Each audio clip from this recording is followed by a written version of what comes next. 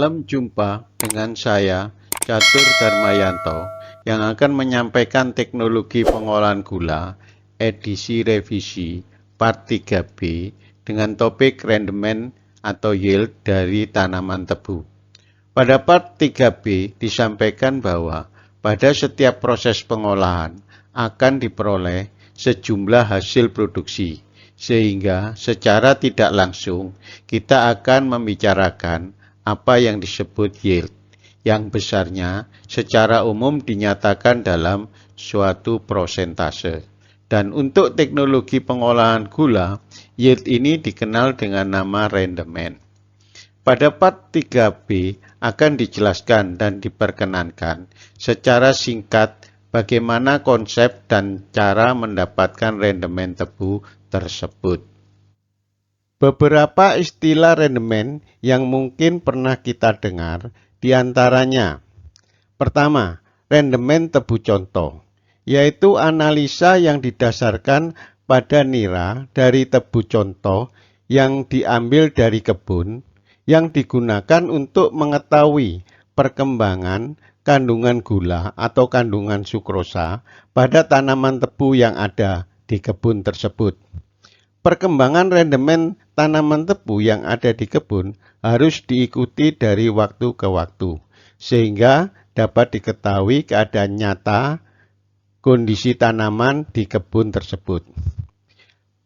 Pelaksanaan analisa rendemen tebu contoh dilakukan beberapa bulan sebelum pabrik melaksanakan giling. Analisa rendemen tebu contoh digunakan untuk menetapkan kemasakan tanaman tebu, sehingga tanaman tebu yang di kebun dapat diketahui kapan tanaman tersebut siap dipanen.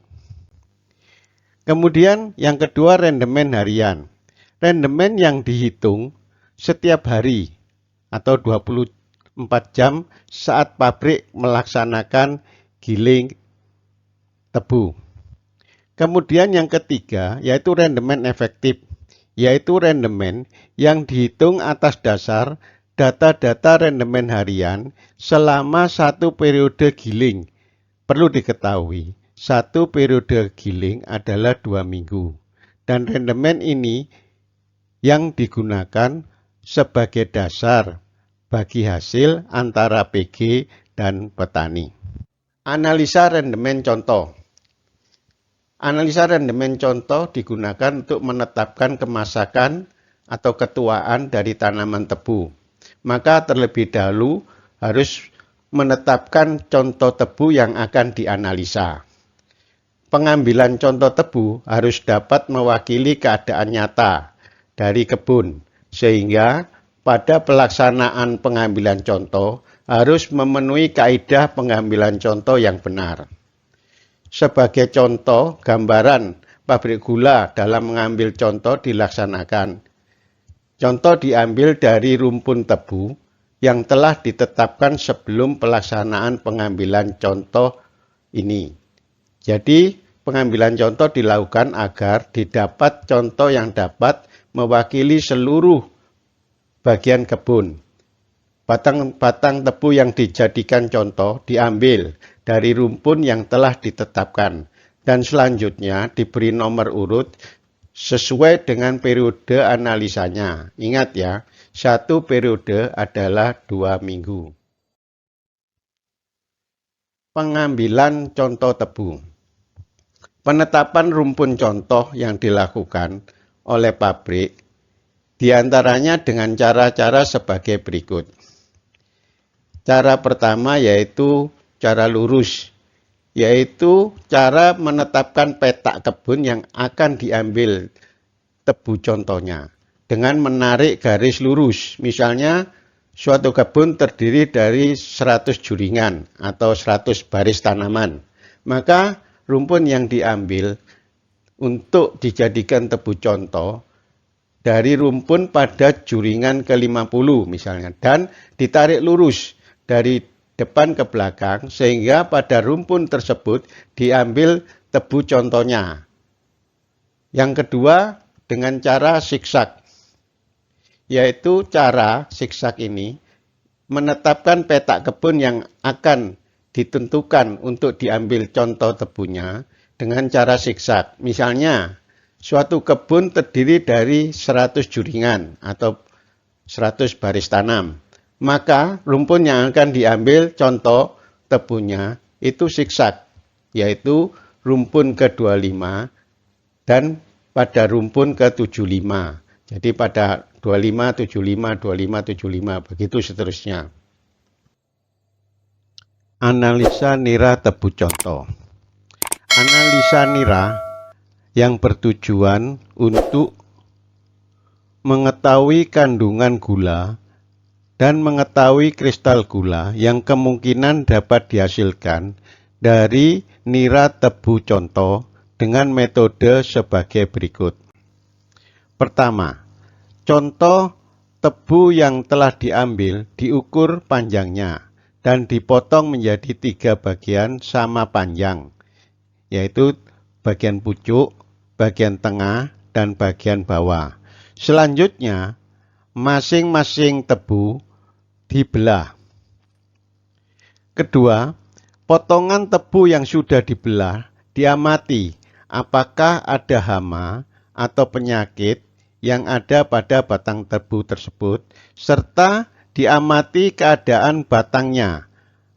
Apakah mungkin batang tebu itu gabus, yaitu semacam gabus yang kemungkinan ada pada tengah-tengah batang tebu.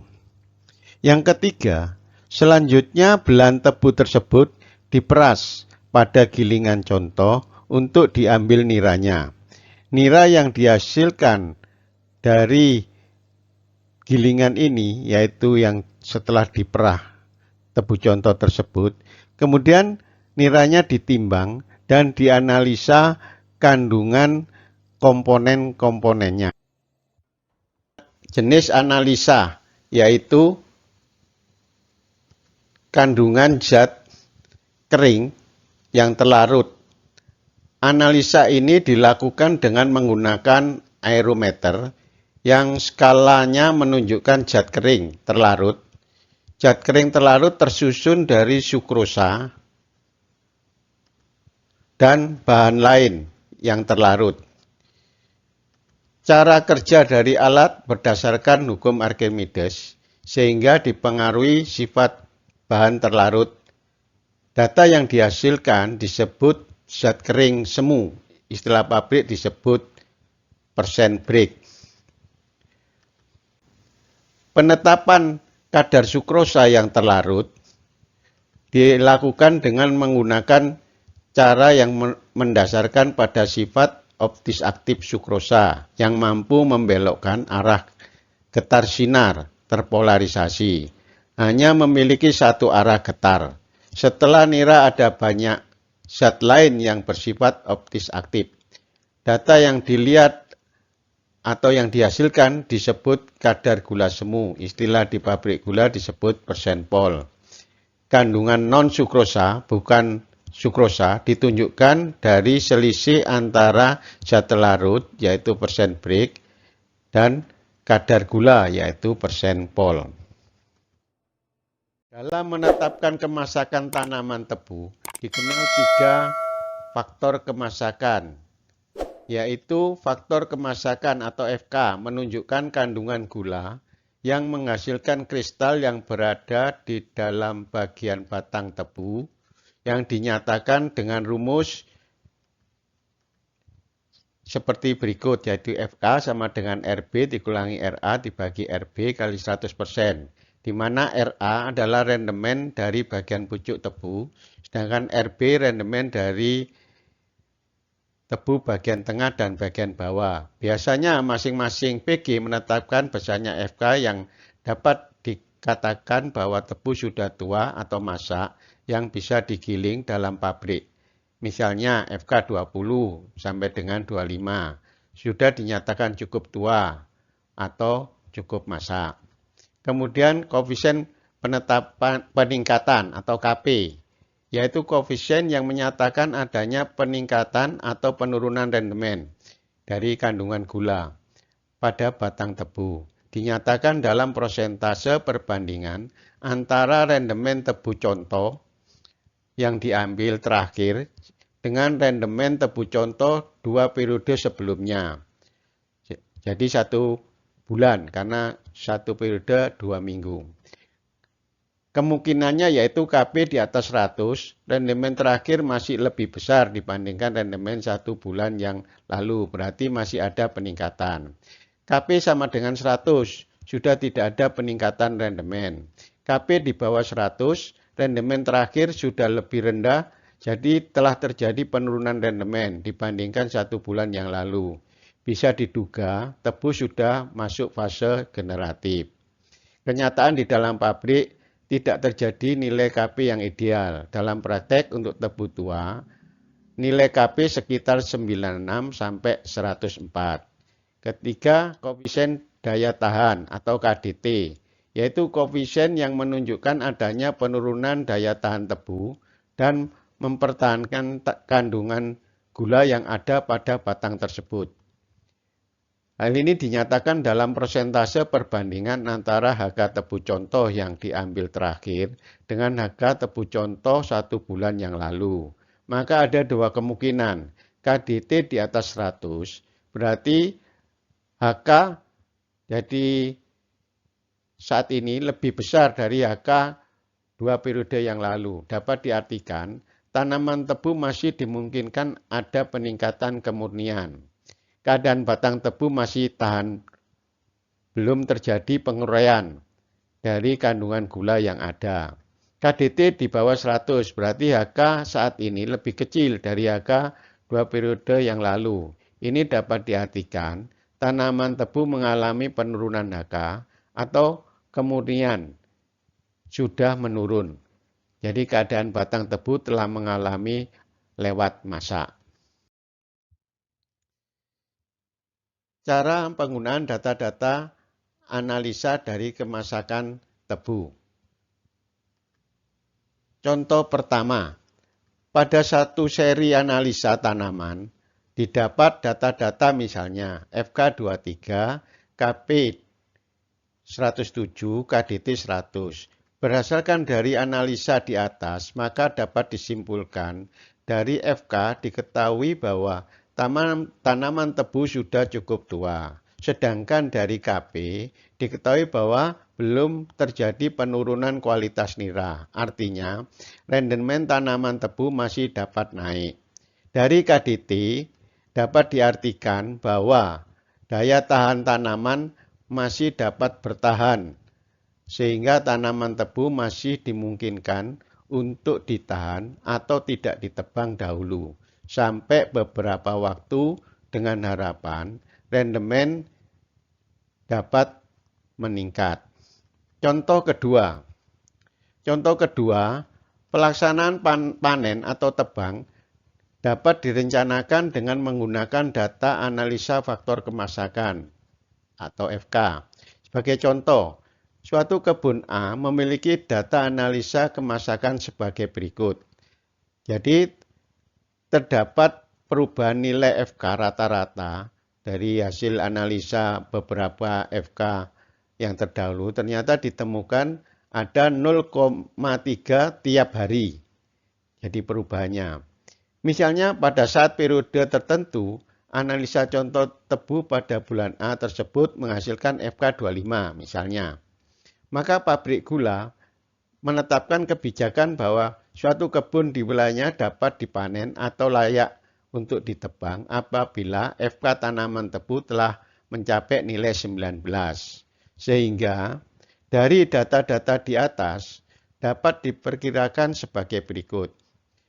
Jadi data penurunan nilai FK pada kebun A tersebut dinyatakan layak tebang, yaitu saat ini nilainya 25, sedangkan pabrik menetapkan 19, sehingga selisihnya 25 kurangi 19 adalah 6 unit. Untuk dapat memperoleh FK 19, maka sebaiknya tebu pada kebun A ditebang, jadi selisihnya tadi 6 dibagi 0,3, sama dengan 20 hari lagi. Jadi berdasarkan hasil analisa contoh terakhir, di mana diperoleh nilai FK 25. Maka pada tanaman tebu pada kebun A tersebut sebaiknya dipanen atau ditebang 20 hari lagi. Perhitungan rendemen atau yield di pabrik gula dilakukan berdasarkan potensi gula atau potensi dari sukrosa yang terdapat pada batang tebu dengan menggunakan data-data analisa Pol dan Brigg. Nilai nira selama proses produksi. Jadi dari analisa Pol dan Brigg dari nira selama proses produksi berlangsung. Sehingga potensi rendemen dan tebu yang diolah dapat diperkirakan lebih awal sebelum produksi gula keluar dari proses produksi. Dalam menghitung besarnya rendemen atau yield dikenal dua metode. Yang pertama metode Jawa atau Jawa Method, yaitu metode yang dikembangkan di saat penjajahan kolonial oleh Mr. Holmes yang pernah menjadi administrator, kalau saat ini General Manager dari pabrik gula Gondang yang terletak di Klaten, Jawa Tengah.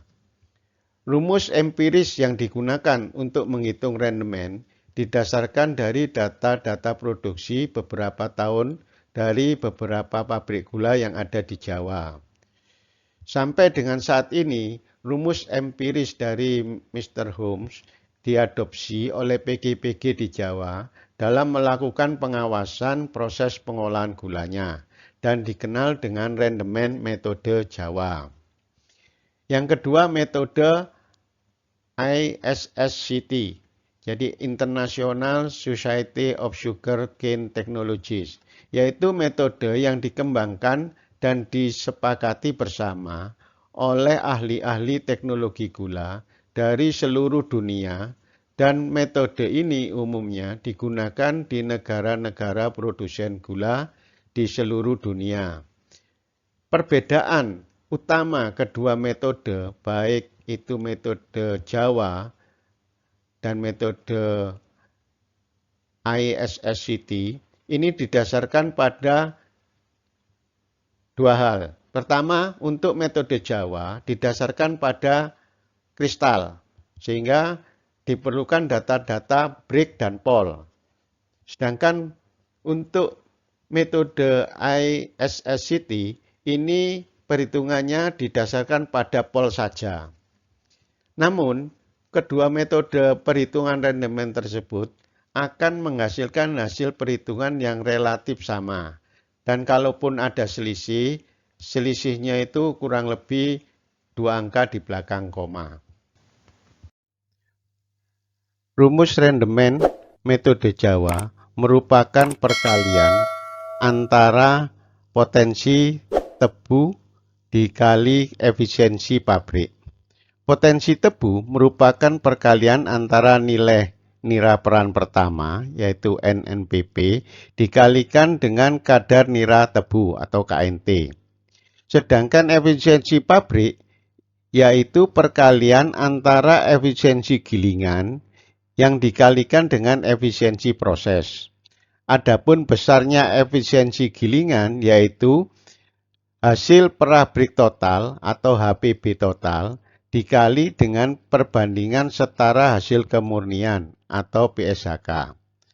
Adapun untuk efisiensi proses dinyatakan dengan winter rendemen atau WR, merupakan perbandingan kristal gula yang diperoleh dibagi dengan perkiraan kristal gula yang didapat dalam nira mentah. Sedangkan faktor rendemen besarnya perkalian antara KNT dikalikan dengan efisiensi pabrik. Adapun besaran dari masing-masing angka komponen rendemen tersebut, untuk angka minimal yaitu KNT 82%, HPB total 91%, PSHK 95%, dan winter rendemen 96%. Atas dasar angka-angka minimal di atas, maka didapat faktor rendemen minimal besarnya sebesar 68%. Adapun perhitungan rendemen yang digunakan pabrik gula di Indonesia, yaitu perhitungan rendemen dengan menggunakan metode Jawa dengan rumus rendemen sama dengan NNPP kali KNT kalikan HPP total kalikan PSHK kalikan winter rendemen atau WR, di mana masing-masing dari komponen rendemen yang ada pada rumus tersebut dapat dijelaskan sebagai berikut. NNPP atau nilai nira peran pertama yaitu besaran yang menunjukkan kristal yang diperoleh dari setiap 100 bagian, yang besarnya yaitu pol dikurangi 0,4 dikalikan pol kurang break. Perlu diketahui, nira pertama atau nira peran pertama yaitu nira hasil gilingan dari gilingan pertama, di mana pada pemerahan gilingan pertama tebu digiling tanpa menambah air imbibisi, jadi tanpa adanya tambahan air. Atau pada proses ekstraksi ini dikenal dengan nama gilingan kering. KNT atau kadar nira tebu yang menyatakan jumlah nira yang diperoleh dari 100 bagian tebu. Besarnya dihitung dari jumlah nira mentah dikurangi dengan jumlah air imbibisi yang ditambahkan dibagi jumlah tebu yang digiling dikalikan 100%. HPB total atau hasil perah-break total yaitu koefisien ekstraksi dari break nira mentah per 100 break dalam tebu. PSHK atau perbandingan setara hasil kemurnian yaitu perbandingan yang besarnya 1,4 HK nira mentah dikurangi 40 dibagi dengan 1,4 HK nilai nira pertama dikurangi 40. Selanjutnya WR atau winter rendemen merupakan perbandingan kristal gula nyata yang diperoleh dari tebu yang digiling dan kristal gula dibagi dengan kristal gula yang diperkirakan terdapat dalam nira mentah. Range angka komponen rendemen atau sensitivitas dari ring angka komponen rendemen. Sebagai contoh, angka-angka komponen. Jadi nira peran pertama itu mempunyai range 7 sampai 15. Kalau ini berarti range-nya selisihnya adalah 8 poin. KNT itu 79 sampai 83, jadi range-nya bisa 4 poin. HPP total 85 sampai 95, range-nya 10 poin. PSHK 82 sampai 98, berarti range-nya 6 poin. Winter rendemen yaitu 89 sampai 99, range-nya 10 poin. Sensitivitas ring angka komponen dari rendemen ini sebagai contoh, misalnya angka komponen perhitungan rendemen dengan metode Jawa. Jadi dengan metode Jawa yang memiliki range batasan sebagai berikut. Jadi apabila pada suatu saat pada hasil analisa salah satu komponen misalkan atau salah satu banyak komponen memiliki nilai batas yang range-nya terendah, hal ini menandakan bahwa pada komponen yang memiliki nilai tersebut patut diduga terdapat masalah dan harus diteliti dan diperbaiki.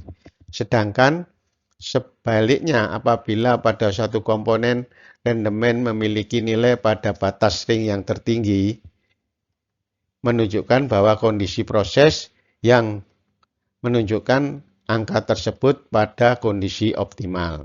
Sebagai contoh misalnya, komponen PSHK pada suatu saat memiliki nilai pada range terendah, maka dapat diartikan bahwa kondisi sanitasi di areal gilingan kurang baik dan perlu untuk dilakukan tindakan pembersihan sekaligus memberikan disinfektan.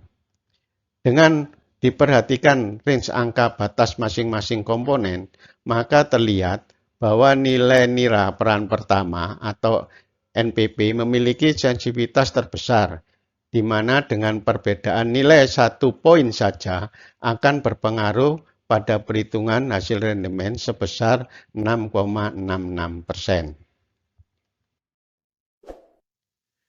Perhitungan rendemen rumus ISSCT merupakan perkalian dari pol tebu dikalikan dengan overall recovery atau OR yang terjadi dari mill extraction atau ME dikalikan dengan boiling house recovery BHR. Jadi besarnya nilai pol tebu merupakan penjumlahan antara pol nira mentah ditambah dengan pol ampas.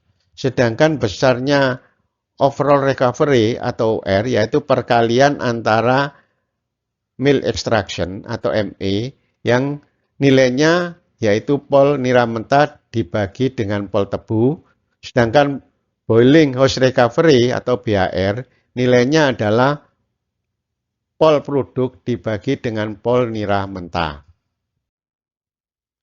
Pengertian persen break, persen pol, dan HK.